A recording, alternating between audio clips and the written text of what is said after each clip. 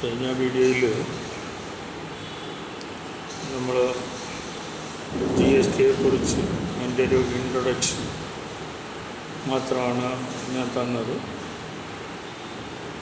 ഇനിയും ഒരുപാട് ക്ലാസ്സുകൾ എടുത്താലേ ആ ലോയിലേക്ക് എത്താൻ സാധിക്കുകയുള്ളൂ. നിയമം പാസ്സാക്കുന്നത് എങ്ങനെയാണ്, അതിൻ്റെ പ്രൊസീജിയറുകൾ എന്താണ്, അതിന് ആരെവിടെ നിന്നാണ് കിട്ടുന്നത്, റൂൾസ് പാസ്സാക്കുന്ന ആരാണ്, അതിനുള്ള അധികാരം എവിടെ നിന്നാണ് കിട്ടുന്നത്, ഇതെല്ലാം നമ്മൾ ഒരു ക്ലാസ് തുടങ്ങുമ്പോൾ അതിലെല്ലാം പറഞ്ഞു തരും. ഇന്നിപ്പോൾ ഞാൻ ഉദ്ദേശിക്കുന്നത് ഈ ആക്റ്റും റൂൾസും സെക്ഷൻ ആൻഡ് റൂൾ വൈസ് പഠിച്ചാലുള്ള അഡ്വാൻറ്റേജ് എന്താണെന്നുള്ളത് ആണിപ്പോൾ പറയാൻ പോകുന്നത്. CGST ആക്റ്റിൽ കുറച്ച് സെക്ഷൻസ് കണക്ട് ചെയ്തെങ്ങനെ പഠിക്കണം എന്നുള്ളത് മാത്രം പറയാം. ഇപ്പോൾ CGST ആക്റ്റിൽ സെക്ഷൻ 31 പറഞ്ഞിരിക്കുന്നത് ഒരു ടാക്സബിൾ പേഴ്സൺ, അതായത് ടാക്സ് അടയ്ക്കാൻ ബാധ്യതയുള്ള കച്ചവടക്കാരൻ ടാക്സബിൾ സപ്ലൈ നടത്തുമ്പോൾ ആ സാധനം എടുത്തു കൊടുക്കുന്ന സമയത്ത് അല്ലെങ്കിൽ അതിന് മുമ്പായിട്ട് നിർബന്ധമായും ഒരു ടാക്സ് ഇൻവോയ്സ് ഇഷ്യൂ ചെയ്യണം എന്നാണ് സെക്ഷൻ 31 സബ്സെക്ഷൻ 1 പറഞ്ഞേക്കുന്നത്. ഓക്കെ, എന്നാൽ 200 രൂപയിൽ താഴെ വിലയുള്ളൂ എങ്കിൽ ടാക്സ് ഇൻവോയ്സ് കൊടുക്കണമെന്ന് നിർബന്ധമില്ല എന്നും പറഞ്ഞിട്ടുണ്ട്. ഇനി ടാക്സ് ഇൻവോയ്സ് ഇഷ്യൂ ചെയ്യുന്നില്ല എങ്കിൽ എന്തെങ്കിലും പ്രശ്നമുണ്ടോ? Section 132 subsection 1 close A, B, C ഈ 3 ക്ലോസുകളിൽ പറഞ്ഞിരിക്കുന്ന ഒഫൻസാണ്. 132 എന്ന് പറയുന്നത് പണിഷബിൾ ഒഫൻസാണ്. അങ്ങനെ ടാക്സ് ഇവേഷൻ നടത്തിയാൽ അത് 132 സെക്ഷൻ 132 തന്നെ സബ്സെക്ഷൻ 1 ക്ലോസ് 1, 2 ഇതും പ്രകാരം 2 കോടിയിലധികം ഇവേഷൻ നടത്തിയാൽ അത് സെക്ഷൻ 132 തന്നെ സബ്സെക്ഷൻ 5 പറയുന്നതും പ്രകാരം കോഗ്നിസിബിൾ ഒഫൻസാണ്. അറിഞ്ഞുകൊണ്ട് ചെയ്ത, മനഃപൂർവ്വം ചെയ്തതാണെങ്കിൽ ഇയാളെ സെക്ഷൻ 69 പ്രകാരം ഇയാളെ അറസ്റ്റ് ചെയ്യും. അറസ്റ്റ് ചെയ്താൽ പിന്നീട് ഈ GST നിയമം വിട്ടുപോവുകയാണ്.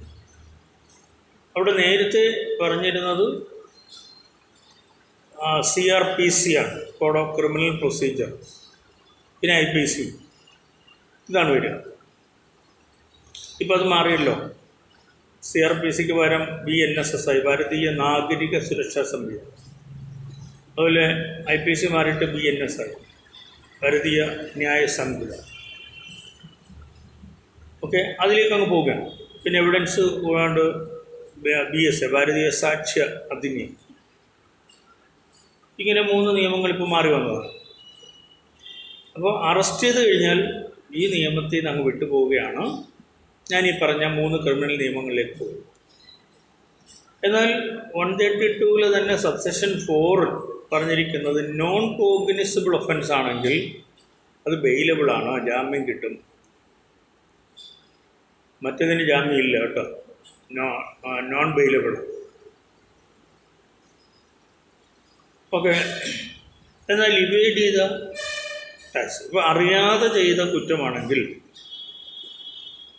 സെക്ഷൻ 73 പ്രകാരം നോർമൽ പെനാൽറ്റി ഉള്ളൂ. 10% of the tax evaded or intended to be evaded plus interest as per section 50 ഉണ്ടായിരുന്നു. സെക്ഷൻ 50 സബ്സെക്ഷൻ 3 പ്രകാരം 24% പീനൽ ഇൻട്രസ്റ്റ് ഉണ്ടായിരുന്നു. എന്നാൽ 2022 ആയപ്പോഴേക്കും സെക്ഷൻ 128A പ്രകാരം ആ പീനൽ ഇൻട്രസ്റ്റ് ഒഴിവാക്കിയിട്ടുണ്ട്. എന്നാൽ ഇത് കോഗ്നിസിബിൾ ഒഫൻസ് ആണെങ്കിൽ സെക്ഷൻ 74 പ്രകാരം ഈക്വൽ എമൗണ്ടാണ് പെനാൽറ്റി. ഈക്വൽ എമൗണ്ട് പെനാൽറ്റി അടയ്ക്കേണ്ടതാണ്. എന്നാൽ ഇയാൾ ഇവേഷൻ നടത്തിയിട്ട് വോളണ്ടറി ആയിട്ട് ഡിക്ലെയർ ചെയ്ത് ടാക്സ് അടയ്ക്കുകയാണെങ്കിൽ സെക്ഷൻ 74 സബ്സെക്ഷൻ 5 പ്രകാരം 15% പെനാൽറ്റി അടച്ചാൽ ബാക്കി 85% വേവ് ചെയ്യും. സെക്ഷൻ 74 സബ്സെക്ഷൻ 8 പ്രകാരം നോട്ടീസ് അയച്ച് വിത്തിൻ 30 days ഇയാൾ ടാക്സ് അടയ്ക്കുകയാണെങ്കിൽ പെനാൽറ്റി 25% അടച്ചാൽ മതി, ബാക്കി 75% വേവ് ചെയ്യും. എന്നാൽ നോട്ടീസ് അയച്ച് വിത്തിൻ 5 years ആണെങ്കിൽ സെക്ഷൻ 74 സബ്സെക്ഷൻ 10 പ്രകാരം ഇയാൾ 50% പെനാൽറ്റി അടച്ചാൽ ബാക്കി 50% വേവ് ചെയ്യും. എന്നാൽ സെക്ഷൻ 73 നമ്മൾ എടുക്കുമ്പോൾ അങ്ങനെ ഇവേഡ് ചെയ്ത എമൗണ്ട് ഓഫ് ടാക്സ് ബിലോ 5,000 ആണെങ്കിൽ അതിനെ മൈനർ ബ്രീച്ച് എന്നാണ് പറയുക. അപ്പോൾ 73 പോകണമെന്നില്ല, 126 പോകും. സെക്ഷൻ 126 പ്രകാരം ഇയാൾ ഒരു പൈസയും പെനാൽറ്റി അടയ്ക്കണ്ട. ഇത്തരത്തിൽ നമ്മൾ ഓരോ സെക്ഷനെയും കണക്ട് ചെയ്ത് അതിൻ്റെ റൂൾസൂടെ കണക്ട് ചെയ്ത് വേണം പഠിക്കാൻ. ഇപ്പോൾ സെക്ഷൻ 22 പറഞ്ഞിരിക്കുന്നു 10 ലക്ഷത്തിൽ കൂടുതൽ ടേൺ ഓവറുള്ള കച്ചവടക്കാരൻ 20 lakhs അബൌട്ട് ടേൺ ഓവർ ഉള്ളവർ നിർബന്ധമായും ഈ നിയമം അനുസരിച്ച് രജിസ്റ്റർ ചെയ്തിരിക്കണമെന്ന് പറഞ്ഞിരിക്കുന്നു. 24 പറഞ്ഞിരിക്കുന്നത് കമ്പൽസറി രജിസ്റ്റർ, ചില തരം കച്ചവടക്കാർ കമ്പൽസറി ആയിട്ട് രജിസ്റ്റർ ചെയ്യണം. സെക്ഷൻ 25 പറഞ്ഞിരിക്കുന്നത് പ്രൊസീജിയർ ഫോർ രജിസ്ട്രേഷനാണ്. അങ്ങനെ രജിസ്ട്രേഷൻ എടുക്കണമെങ്കിൽ നമ്മൾ ആക്ടിൽ തന്നെ അങ്ങ് വിട്ടുപോവുകയാണ്. റൂൾ 8 തൊട്ട് 25A വരെയുള്ള റൂൾസിലാണ് GST രജിസ്ട്രേഷനെ കുറിച്ച് പറഞ്ഞിരിക്കുന്നത്. അപ്പോൾ രജിസ്ട്രേഷൻ എടുക്കേണ്ടത് ഏത് ഫോമിലാണ്, അത് ആ റൂൾ വായിക്കുമ്പോൾ ഉണ്ടാകും. GST REG 01 എന്നൊരു ഫോമുണ്ട്. ആ ഫോമിലാണ് GST രജിസ്ട്രേഷൻ അപ്ലൈ ചെയ്യേണ്ടത്. അത് ഓൺലൈനാണ്. GSTN എന്ന കോമൺ പോർട്ടൽ വഴിയാണ് നമ്മൾ രജിസ്ട്രേഷൻ അപ്ലൈ ചെയ്യേണ്ടത്. ഓക്കെ. അപ്പോൾ ഈ ഫോം GST REG 01 എടുത്ത് നോക്കുമ്പോൾ അതിനകത്ത് കാണും സി റൂൾ ഇത്ര എന്ന് പറഞ്ഞാണ്. എന്നിട്ട് ആ റൂൾ വായിക്കുമ്പോൾ അതിനകത്ത് പറയും ആസ് പെർ സെക്ഷൻ ഇത്ര എന്ന് പറയും. ഇവിടെ ഇപ്പോൾ രജിസ്ട്രേഷൻ ആണെങ്കിൽ as per sub section 1 of section 25 എന്നായിരിക്കും പറയുക.